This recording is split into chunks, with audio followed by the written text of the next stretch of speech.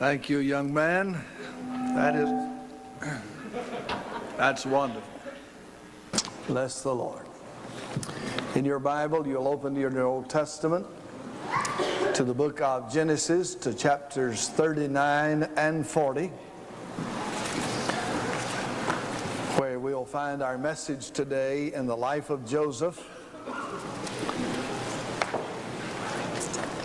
When life seems like a prison. Joseph's journey has taken him from the pit to prosperity and now to prison. At a time when it seemed like life was just coming together, everything fell apart. Joseph lost everything. All of us, like Joseph, go through times when life puts us into a prison. It may not be a prison with bars and locks and guards, but it's a prison just the same.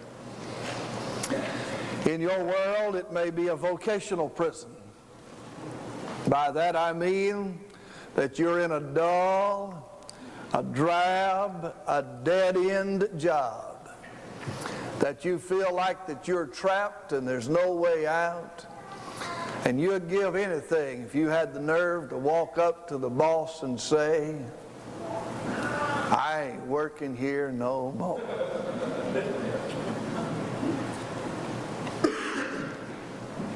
Dead end, in a prison. Some of you have been there. Some of you are there now, aren't you? In that kind of a prison.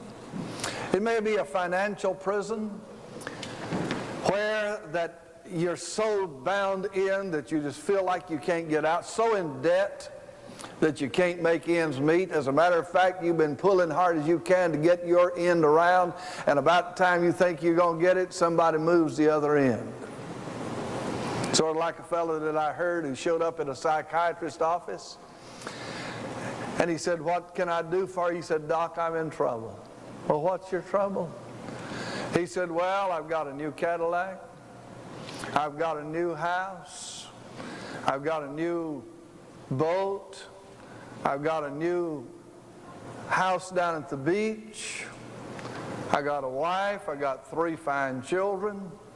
He said, man, that don't sound like trouble to me. He said, yeah, Doc, but I don't make but $100 a week. I don't know how I'm going to pay for all this stuff. Some of you understand that. You're in that kind of a financial prison. Every nickel that you get's already designated. You don't have time, you don't have the ability even to think about doing something just for yourself. It may be a relational prison. Problems at home, tension at work or at school. There's somebody that you're just pressed with and you don't know how to handle the situations. And in the relationships, the way that's developing, you know that though you don't want it to happen, that things are just coming unglued. Or maybe it's failing health. Maybe that's your prison.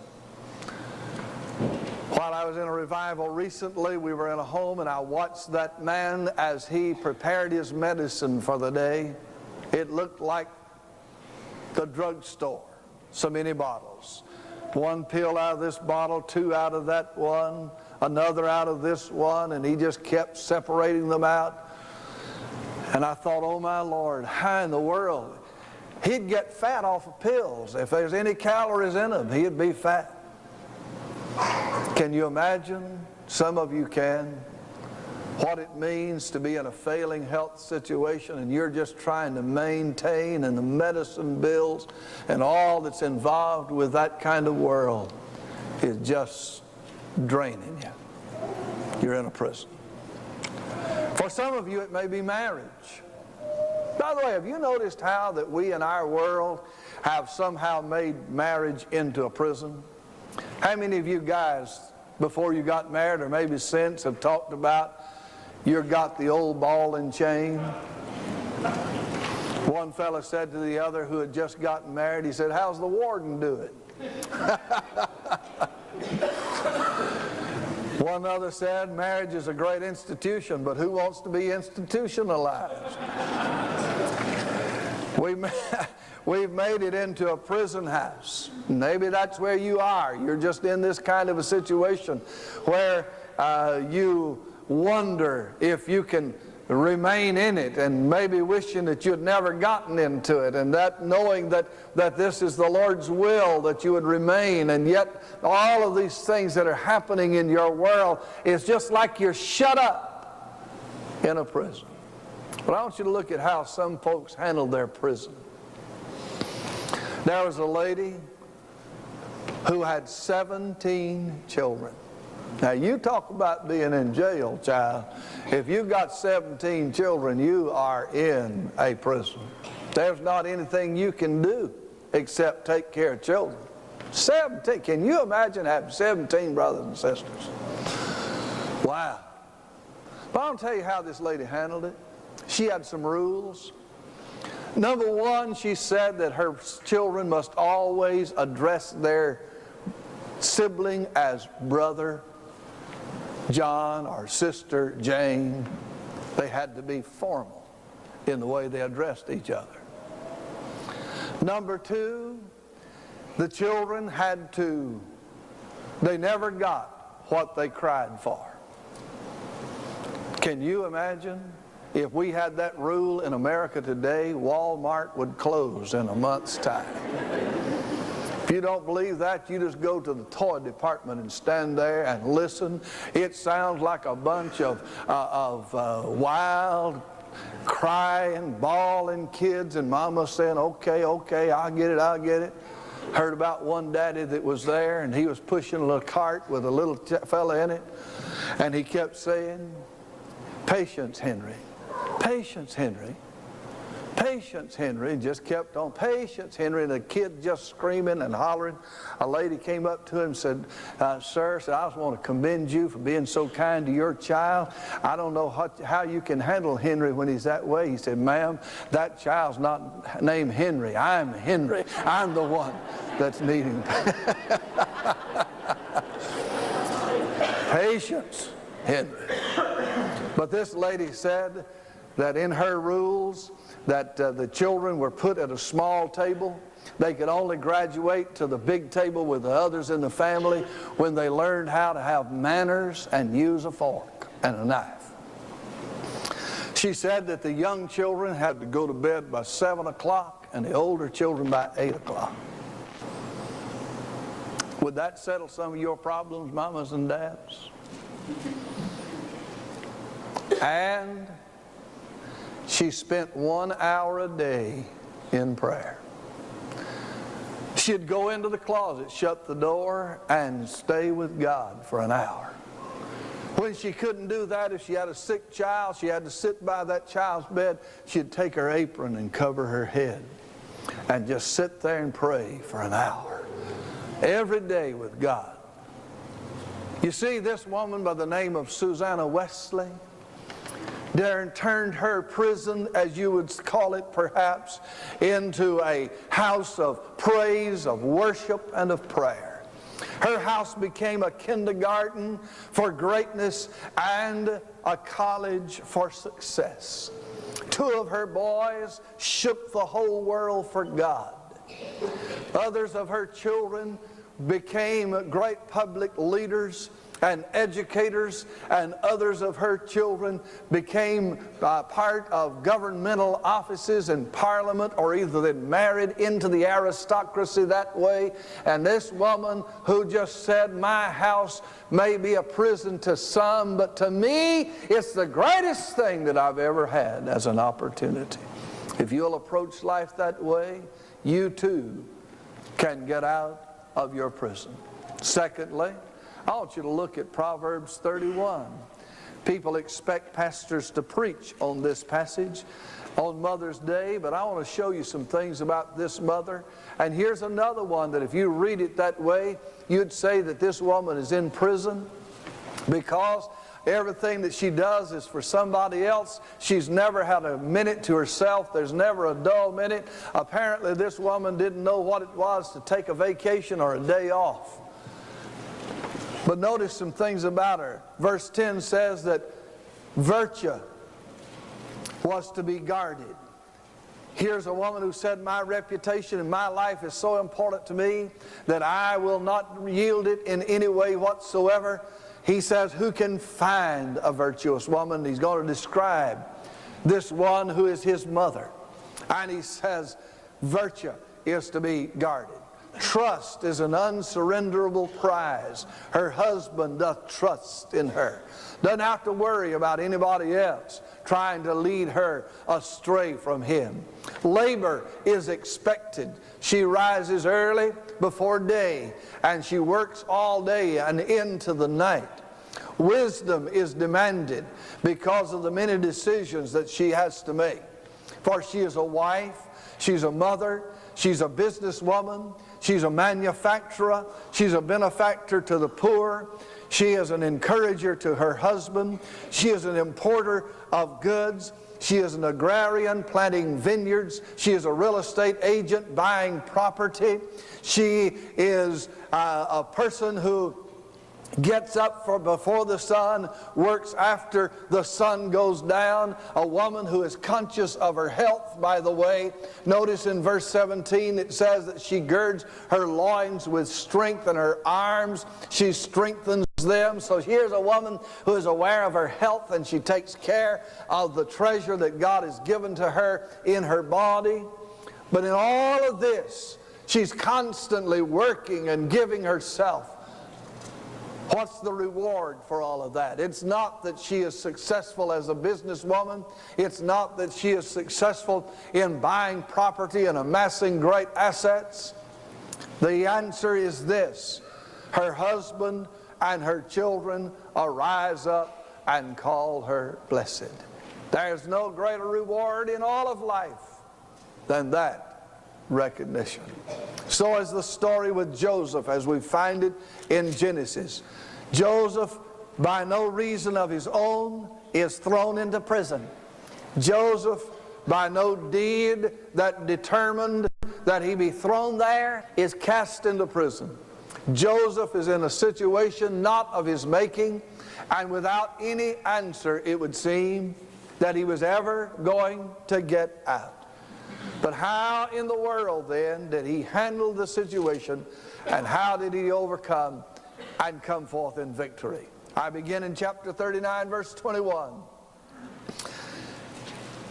He had a right attitude.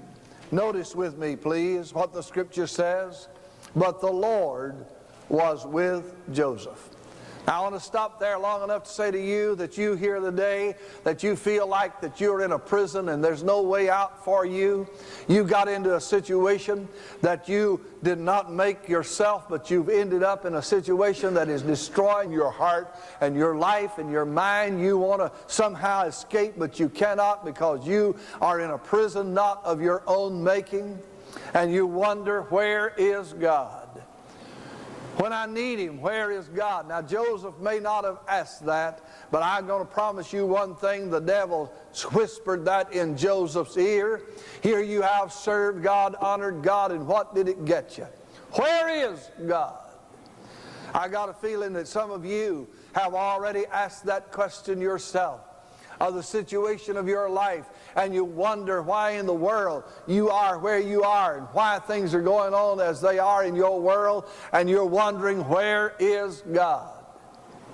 It's like our choir sometimes sings, He's an on-time God. He may not come when you want Him, but I want you to know He's an on-time God. He'll be there at the right time. He'll be there on time, and He'll be there with the answer for the time. He is an on-time God. God was with him. Just because he was in jail, they didn't lock God out. They locked Joseph in. But when you're locked in with God, that's not a bad deal after all, is it? He's in jail, but God is with him. You're in a marriage that you wonder about, but God is with you. You're in a business situation that you wonder about, but God is with you. You're in a financial problem that you just don't know how to handle, but God is with you. My friend, don't ever forget that if you've been born again, and if you're living for God and walking with God, God is with you in every situation of your life. God was with Joseph. And look at the next thing. He showed him mercy. He showed him mercy and gave him favor in the sight of the keeper of the prison. Joseph went in with a right attitude. He accepted his plight as a challenge. He says, I know what I'm going to do. I'm going to be the same thing I was before I got put in here. I'm going to be the same man that I was before I was arrested. I'm going to still love God, serve God, and I'm going to allow the Lord to work in me, and I'm going to allow the Lord to use me. And when Joseph went in with the right attitude, God went in with him and gave him favor in the sight. That didn't mean that it was an easy life, but it just meant that God was with him in the midst of his struggle, and God was going to help him and did help him in his plight. He didn't get out of prison in a little while. This man is down there for a long, long time. But here's a guy who says, I'm not going to be overcome by my surroundings, by my circumstances. I'm keeping my eyes on God. Amen. God gave him his blessing. He said, I can't alter my own life, so I'm going to alter my circumstances. I heard about a girl that was getting married, and she was nervous about the wedding. Most brides are. And she was so nervous she was afraid to walk down the aisle. And so she talked to the pastor, and the pastor said, look, I think I can help you with this. Don't worry about it. Said, as you step out, so there'll be somebody there, they'll fix your gown for you. And as you begin to walk down, so just keep your eyes down and look at the aisle. And then when you get a little further and your vision picks up the altar, so you just lift your head and look at the altar and know that you're soon going to be there. And then as you get a little bit closer, you get your eyes on him so that you are knowing that you're meeting your husband-to-be. So everything looked good. And she stepped out into the aisle, and to the amazement of everybody, she began to verbalize what she was thinking. I'll alter him. I'll alter him. A lot of you women think that you're going to change him after you get him. I want you to know what you see is what you get.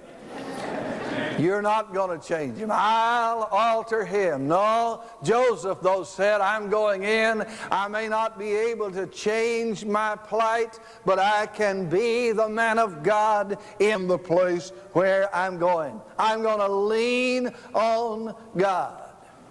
I heard about another girl, got married. After a little while, she was back home, and she's complaining to her mama. She said, Mama, said, I just don't like this married business. She said, I have to wash clothes, I have to iron, I have to wash the dishes, mop the floors, make the beds. Now about 2 weeks after that, I got to do it all over again.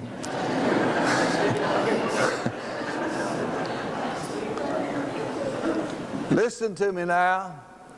You may have been thrown into a prison world and you don't like what's there.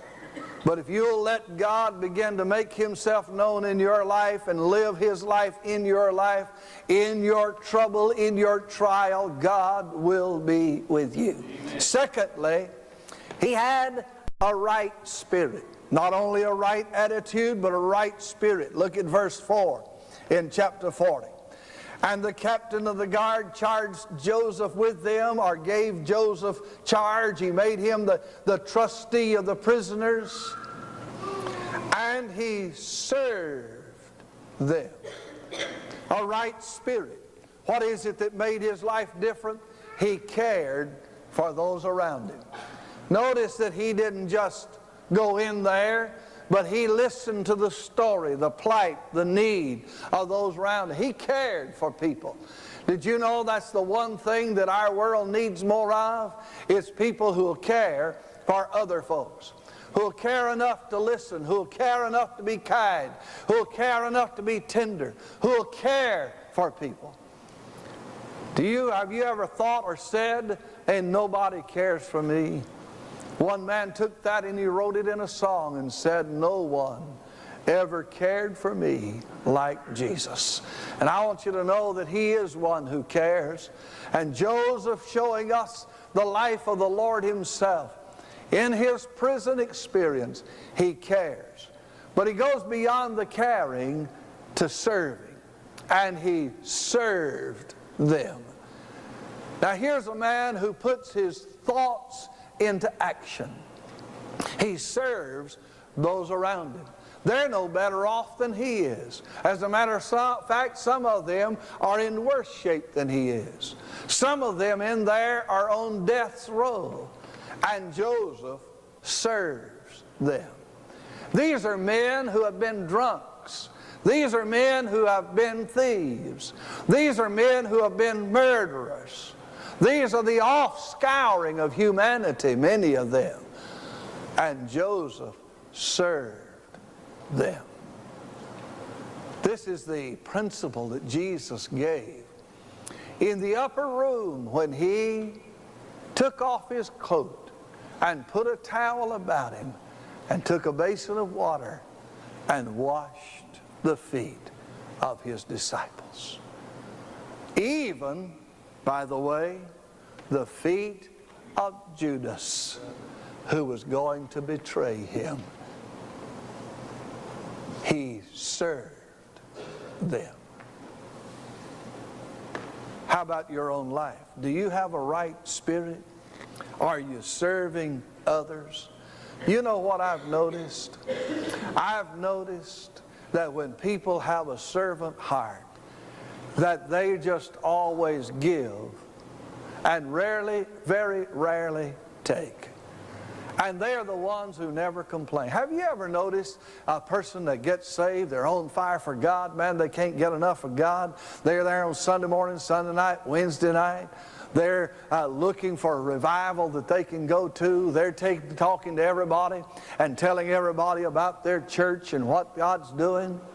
But then they begin to get a little bit cold and backslide from God. And when they do, they begin to talk about what a sorry preacher they've got. He's too loud. He's too long. He's just over my head and all kind of stuff. And then the music is bad, and the musicians are bad, and the Sunday school teacher can't teach, and the deacons are no count, and everything is wrong, just always carping and complaining. You know what I found too? You let them get a good dose of God, you let a revival spirit come into their heart, and that'll all change, and they'll get a servant heart again, and they'll get back where they ought to be with the Lord. Huh? I want you to know, my brothers and sisters, I'm telling you today that the thing that the world needs and the thing that our church needs is an old-fashioned sin-killing, devil-chasing revival that'll come and that people will get under the spout where the glory comes out, and they'll get a heart for God and a heart for souls and a heart for one another and reach out to the world in the name of Jesus and say, "Though you slay me, yet I will serve my God by serving you." He served others. He served.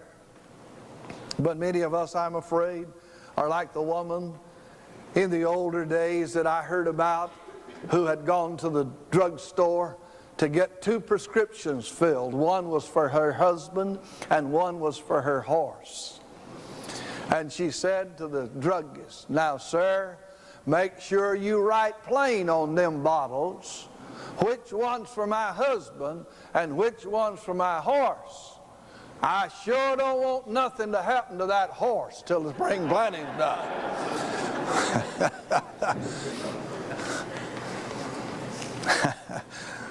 Or like the woman who said to the artist, I want you to paint my portrait and I want you to paint me just covered with jewels. He said, well, why would you want jewels all over you in this picture? She said, so if I die and my husband marries again, she'll go crazy hunting those jewels. Had a right spirit. He cared. He served.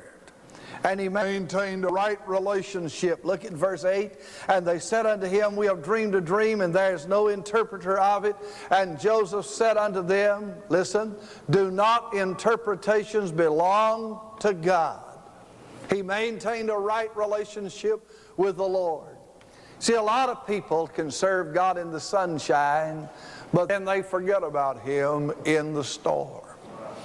Now, you may be in that kind of a situation, a stormy life or stormy relationship. But I'm telling you that what you need more than anything else is God. He maintained a right relationship with God. If you'd have been there, you'd have seen that Joseph had his private time with God every day. Joseph had his quiet time when he just prayed. Joseph had a time when he'd steal away unto himself. And if he'd had a Bible, he'd have read his Bible, and he'd have spent time with God. He had a right relationship with the Lord and with the prisoners. Please note that the Bible, as we read it a little bit ago in chapter 39, says that whatever the prisoners did, that the boss man, the warden, considered that the same thing that Joseph had done, because Joseph had so affected this prison that the prisoners became like Joseph.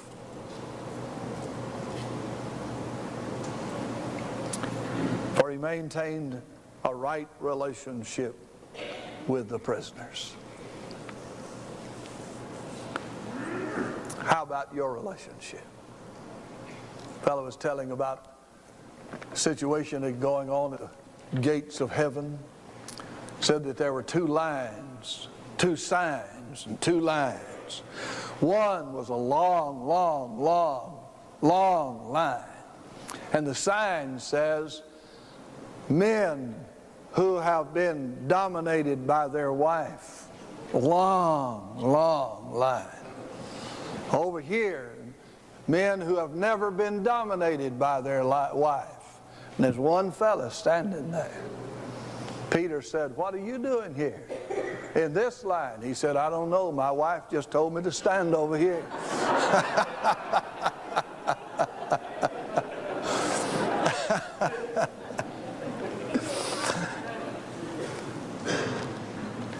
He also, as a result of a right spirit and a right attitude, got a right result. Looking back at Proverbs again in chapter 31, verse 28 and 30 and 31, the Bible says that this woman got a right result. And I'm telling you that we need more who will do that. Women, I want to tell you, you need to be a woman of God. You need to be a woman who loves. You need to be a woman who will invest your life, give yourself away to God and then to others. And when you do, you'll get a right result. This woman worked long, this woman worked hard, this woman worked tirelessly, but she got the right result. By the way, some theologians got together recently in studying life, and they came up with this, and they said that they decided that Jesus was a woman. And somebody said, well, what proof do you have?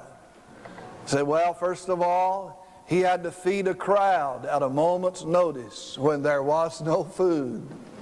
Secondly, he kept trying to get his message across to a bunch of men who just weren't with it.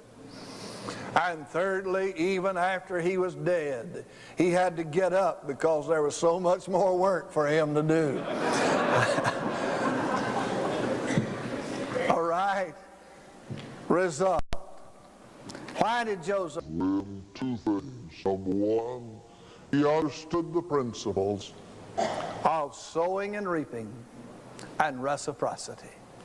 In the book of Galatians in chapter 6, verse 7 and 8, the Bible says, For God is not mocked. For whatsoever a man soweth, that shall he also reap. For he that soweth to his flesh shall of the flesh reap corruption, and he that soweth to the Spirit shall of the Spirit reap life everlasting. And let us not be weary in well-doing, for in due season we shall reap if we faint not. Now, my brothers and sisters, listen to me. The principle of sowing and reaping is one of the most important there is in all of life. And if you understand that and employ that like Joseph did, it will absolutely give you the result that you're looking for. What is it? Sowing and reaping. First of all, you sow and reap in kind. What you sow is what you get. If you sow wheat, you do not reap oats. If you sow an apple seed, you do not reap peaches. You sow and reap in kind. What you give, what you sow is what you're going to get. Some of you need to be and determine today, I'm going to start sowing kindness. God says that that's what you'll reap.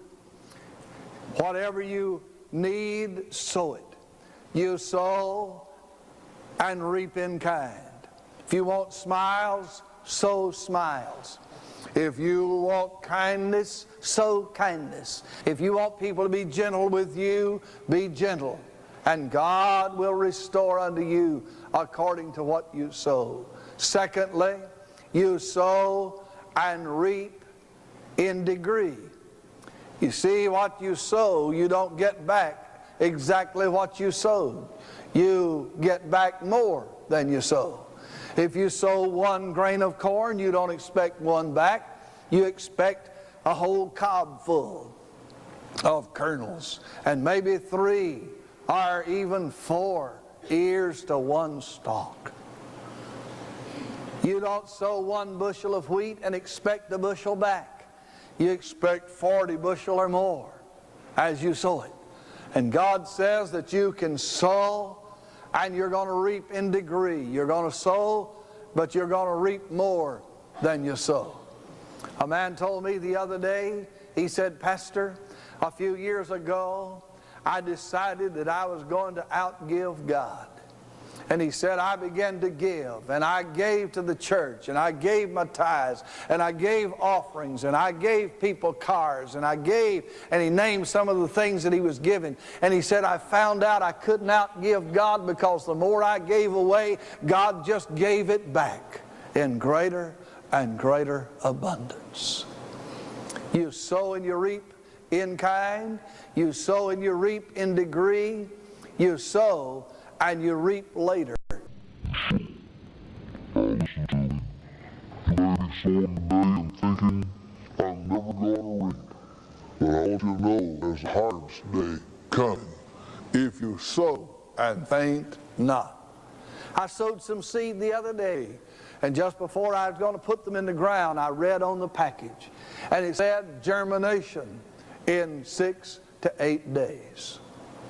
Now, that didn't mean that when that little seed had finally popped up through the ground that it was harvest time. It's just starting. But further down it said harvest 62 days. So I knew that in 2 months I'd be able to harvest what I sowed.